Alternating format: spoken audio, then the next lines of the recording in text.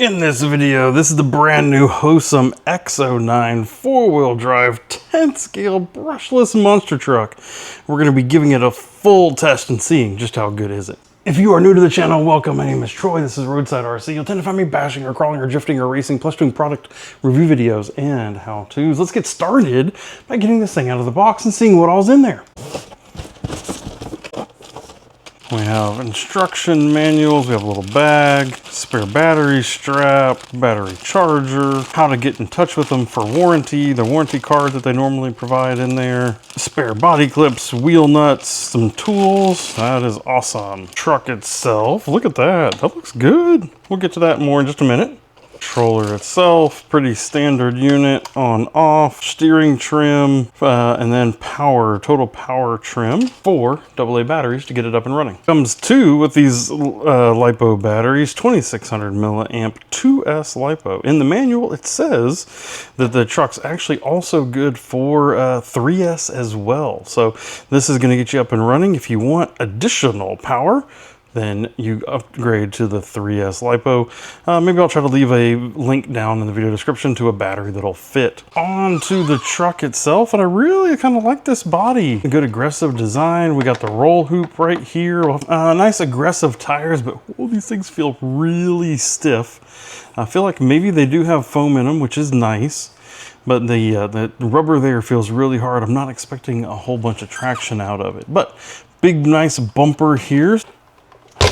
Oil-filled suspension front and rear, that should help us with our handling. Big wheelie bar here out back. Taking the body clips off, we can get the body itself off. Hosim does this, and they frustrate me with it every time. They have provided 1, 2, 3, 4, 5, 6, 7, 8, 9, 10, 11, 12 holes through this body that things are already mounted, and they did it through the protective film. So if you come over here, you can peel off this film, and that's going to look really good.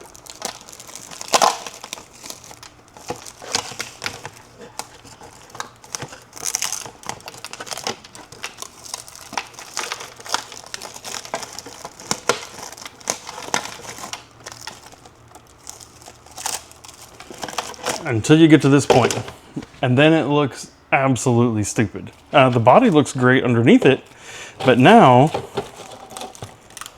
to do it right, you literally have to come in here and take all 8 of these screws apart.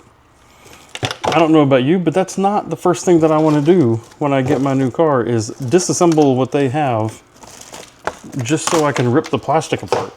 All right, so I got all the screws out from these top racks, pulled them out, but what happened is the pieces here are actually mushroomed a little bit, so they don't want to go back in the holes.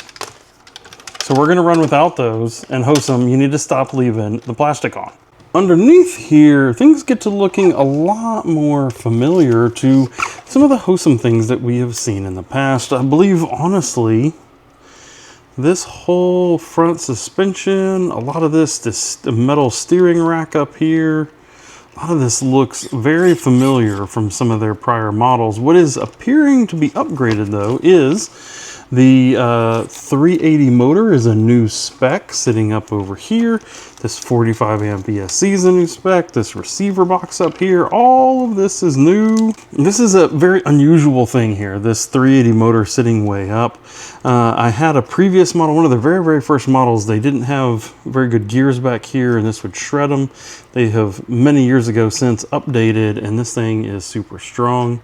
Looks like they might have updated the center drive shafts, all metal drive shafts, ball bearings throughout. The oil-filled shocks are great and slightly adjustable. At least you can adjust some of the preload on them. We have the metal hinge pin holders. I mean, it is, from all the previous testing that we've done with the predecessor of these vehicles, they are pretty dang rock solid. You'll see that for some odd reason, Hosim always does this as well, which is they double stack the batteries here in the tray to give you extended runtime, because when one battery dies, you can just swap it over to the other one and keep running. I never run mine that way, but because of that, they do this silly thing where they actually wrap one of the straps all the way around the outside of the car. If you just run one battery, you can get away with not doing that, and then you're not going to tear up that strap on your grass and everything else. So I would recommend not doing that. One thing I'm not a fan of here, and I'm not 100% sure why they did this, is there's this little adapter. So the ESC actually comes with an XT60 plug on it, which is great, kind of one of the industry best for a vehicle of this form.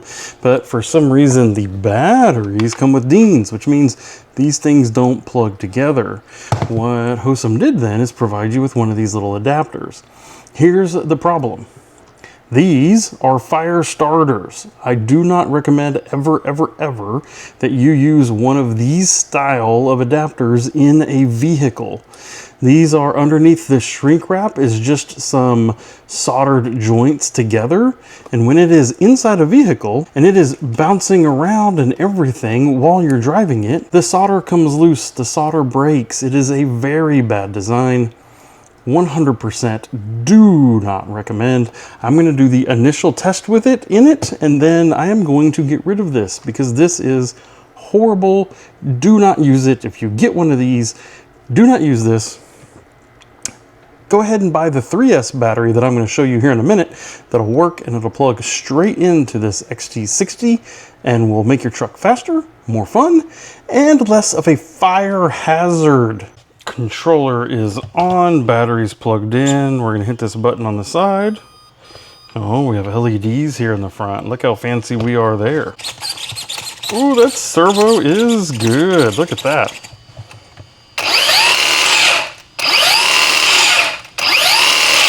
Ooh, that's some good power on 2S.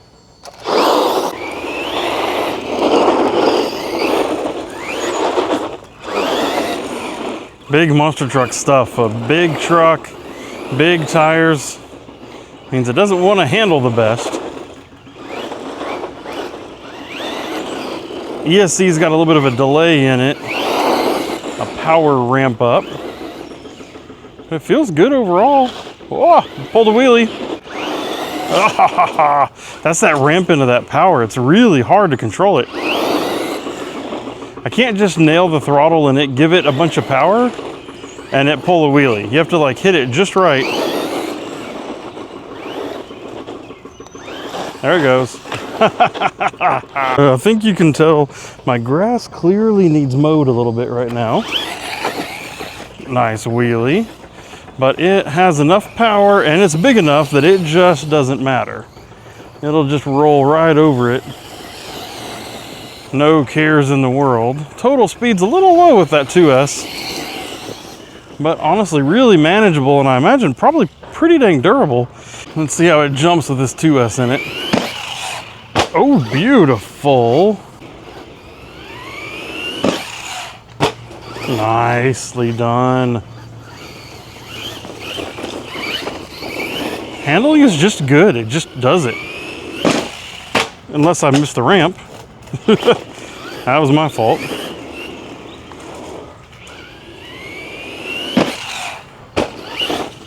Nicely soaked up that landing.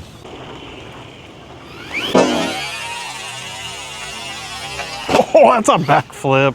That's a backflip on 2S. Seriously.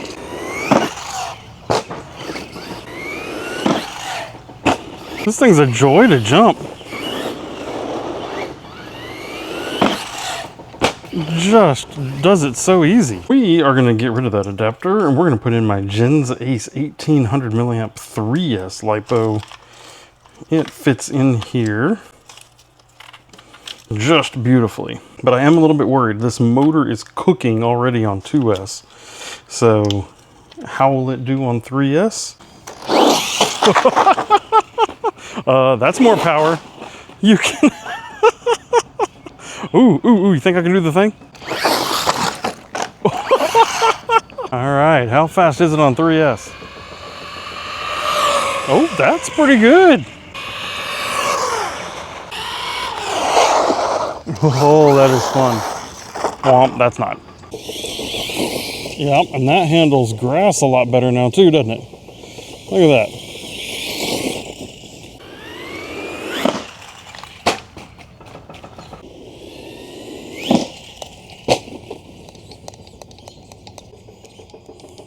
The battery shouldn't be dead, but for some reason it acts like maybe it's like in thermal cutoff. My guess as to what's happening here is that it's literally almost 100 degrees here at the house.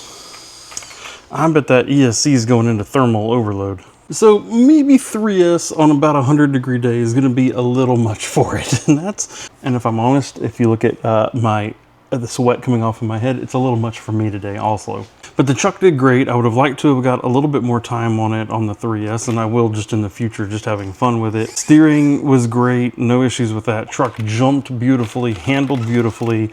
I think on 2S it is fine, perfectly adequate on 2S. It's a lot of fun, it's easy to drive.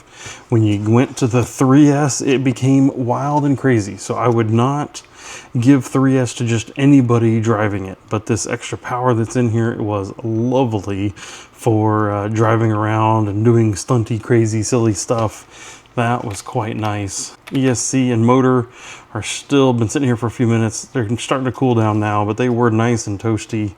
Clearly I got it a little dirty. We started to peel back some of the protective film here on the underside of the car, which is what it's there for. Shocks are in good shape. They're not bent. Control arms and everything are in great shape.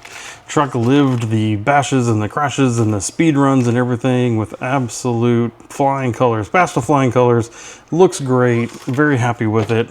As I film this here today, this truck is $199, but it's got a coupon going down for $169, which makes it a lot more manageable there in that mid-hundreds kind of range. Is really a good spot for this. I've reviewed a lot of other trucks that aren't this good at that price point. So if you're really looking at staying in that mid-hundreds to under $200 and you're looking for something this size brushless, this is a really good deal. If you are interested in getting one, there'll be a link to it down in the video description. But I have reviewed a whole bunch of different trucks over the years, and if you are curious about any of those, there'll be a vehicle reviews playlist that'll be popping up over to your right at the end of this video, and I hope to see you in one of those. So thank you for watching, and goodbye.